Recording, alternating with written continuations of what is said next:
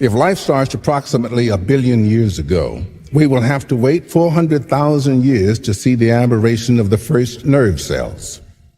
This is where life as we know it begins. Brains in formation of only a few milligrams. It's not possible to determine any sign of intelligence yet. It acts more as a reflex.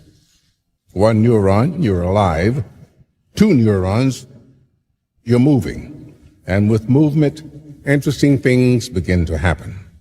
Animal life on Earth goes back millions of years, yet most species only use 3 to 5% of its cerebral capacity. But it isn't until we reached human beings at the top of the animal chain that we finally see a species use more of its cerebral capacity. 10% may not seem like much, but it's a lot if we look at all we've done with it. Now let's discuss a special case. The only living being that uses its brain better than us, the dolphin. It is estimated that this incredible animal uses up to 20% of its cerebral capacity.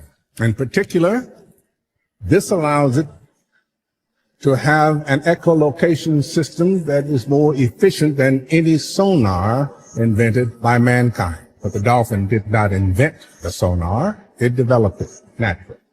And this is the crucial part of our philosophical reflection we have today. Can we therefore conclude that humans are concerned more with having than being?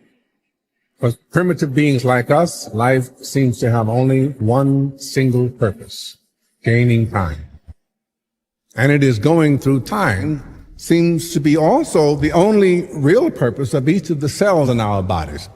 To achieve that aim, the mass of the cells that make up earthworms and human beings has only 2 solutions: be immortal or to reproduce. If its habitat is not sufficiently favorable or nurturing, the cell will choose immortality. In other words, self-sufficiency and self-management. On the other hand, if the habitat is favorable, they will choose to reproduce. That way, when they die, they hand down essential information and knowledge to the next cell, which hands it down to the next cell, and so on. Thus, knowledge and learning are handed down through time.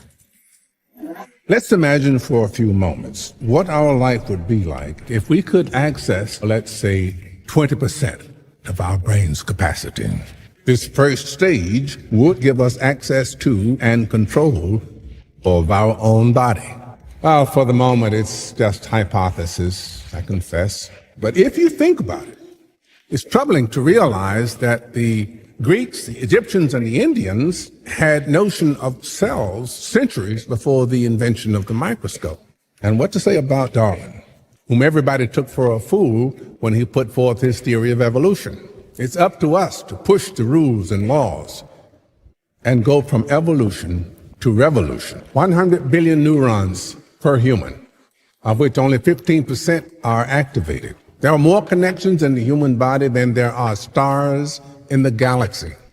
We possess a gigantic network of information to which we have almost no access. Well, the next stage would probably be control of other people. But for that, we would need to access at least 40% of our brain's capacity. After control of ourselves and others, come control of matter. But now we're entering into the realm of science fiction, and we don't know any more than the dog who watches the moon. By the time I was in the 11th grade, my focus had shifted from me being an actor to what I was going to be doing in life. I wanted to be in the military. I wanted to be a fighter pilot. I wanted to fly airplanes. So that was my focus from about the 11th grade until I got into the Air Force.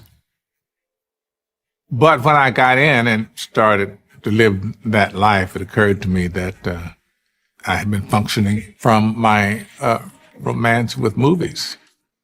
You know, you've seen all these war movies, and so you're thinking reality when it's all make-believe. you're really expecting a camera to be mounted somewhere on this thing. You're not expecting to be actually killing people. So get out of here and go on and be an actor. So that was it. It was just like one of those moments in your life when you have to change roads. You always make the choice in the road you take, but the road always splits. It always forks, and sometimes it might fork 3 or 4 different directions. When you have made your choice, it is providence that is your guide. Good, bad, or indifferent. Your fate lies in that. And as providence will guide you, I walked out of off the post in San Bernardino, out of the Air Force, free and clear, and I was only San Bernardino from LA. So it's a short bus ride to where I belonged, or thought I belonged at the time. I don't think wealth and genetics have anything to do with each other, actually. If you're born in the U.S., it really doesn't matter the condition of your birth. What matters is what you inherit from your nurturing, from your environment, whether or not you're going, I'm just from the standpoint of having been born with little. You can always get out of that. Say you're born as one of the untouchables in India, there you are. And if you're born into the super rich, there you are. Here, you can be born to the super rich, but 3, 4 generations down the line, it's gone. We still here don't abandon the idea that it isn't finite. Now, I was born in Memphis, Tennessee. I had a long haul from where I came from to here, but here we are. Right. So proof of the pudding is in the eating, and here we sit at the dining table.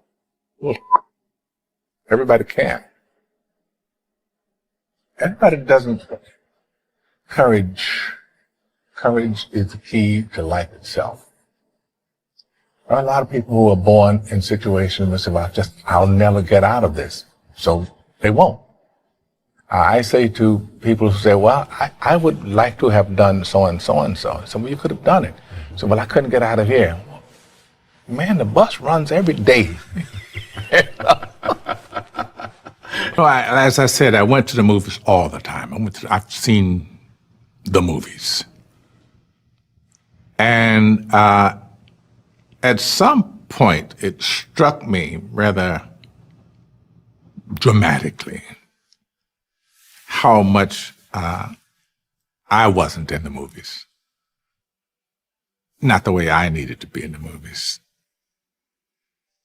And if you look at a lot of the disaster movies in that period, the only people left on the planet were white.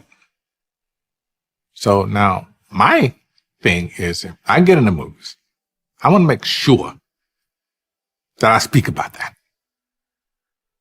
That if I'm able to do it, I want to talk about it. So there was a period there in the early 80s when I didn't get any work because I would ask these questions. I auditioned, well, I don't think I even got to audition. I interviewed for the movie The Thing, the remake. So I read the script and I go back for the audition, and the producer or the director, one of those, said, "Did you read the script?" I said, "Yes." "What did you think?" I said, "Well, we've got 11 people at the South Pole, 8 of them scientists. And then you have a cook, a mechanic, and something else. They're all black. None of the scientists are. What do you think I think?" Needless to say, I didn't get that job. Hey there. If you're enjoying our content, show some love. Like, share, comment, and subscribe to stay tuned for more. Let's build something awesome together. Subscribe for more now. Hey there. If you're enjoying our content, show some love. Like, share, comment, and subscribe to stay tuned for more. Let's build something awesome together. Subscribe for more now.